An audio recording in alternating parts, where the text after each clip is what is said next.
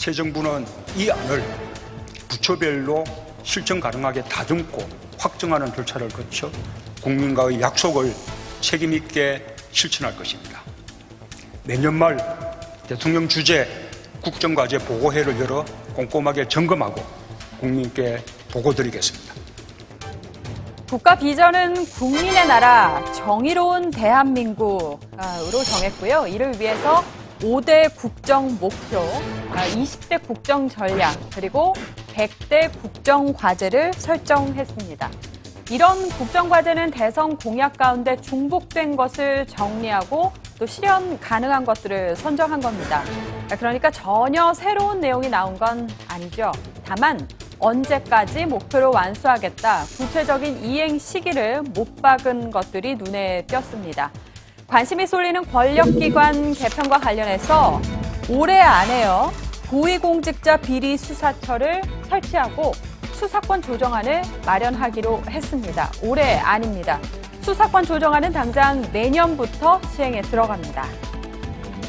검경 수사권 조정은 검찰과 경찰 양 기관이 그 원칙과 방향에 대해서 공감하고 합의했다는 점에서 가장 기대가 크고 성과가 예상되는 국정과제입니다. 검경 수사권 조정으로 인하여 경찰권이 비대화될 거라는 그러한 우려가 있습니다만은 민주적 통제를 강화하고 인권 친화적 경찰상을 구현하기 위한 여러 가지 실행 방안을 강구해 두었습니다. 또 국정원은 해외안보정보원으로 바뀝니다. 독립적인 반부패 총괄기구를 내년에 설치하기로 했는데 국민권익위원회로 통폐합됐던 국가청렴위원회가 부활할 것으로 예상됩니다. 그리고요, 지난 7년간 활동이 중단됐던 진실화해위원회가 내년 상반기부터 활동을 재개하는데요. 5.18 광주 민주화 운동과 제주 4.3 사건의 완전한 해결을 추진하겠다는 입장입니다. 문 대통령은 특히 국민과의 소통을 강조해왔죠. 올해 하반기부터는 정부 정보공개 포털 사이트를 통해서 대통령의 24시뿐 아니라 정부 주요 인사들의 일정도 공개하는 방안을 추진합니다. 그리고 개헌, 정치선거제도 개혁 방안도 제시를 했는데요. 국회의원 권역별 정당 명부 비례대표제, 또 대통령 결선 투표제 도입을 추진하겠다고 방향을 잡았습니다. 특히 공무원과 교사의 정치 참여를 보장하도록 하는 방안도 포함이 됐는데요.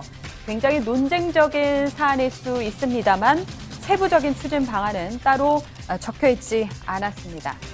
감사원이 사업 전반에 걸쳐 감사에 착수한 4대강 사업에 대해서는 일정표를 제시했습니다. 내년까지 문제 16개 보를 어떻게 할 것인지 확정을 하고요. 그에 따라서 2019년부터는 본격적으로 자연성 회복, 복원 사업을 추진하겠다는 겁니다.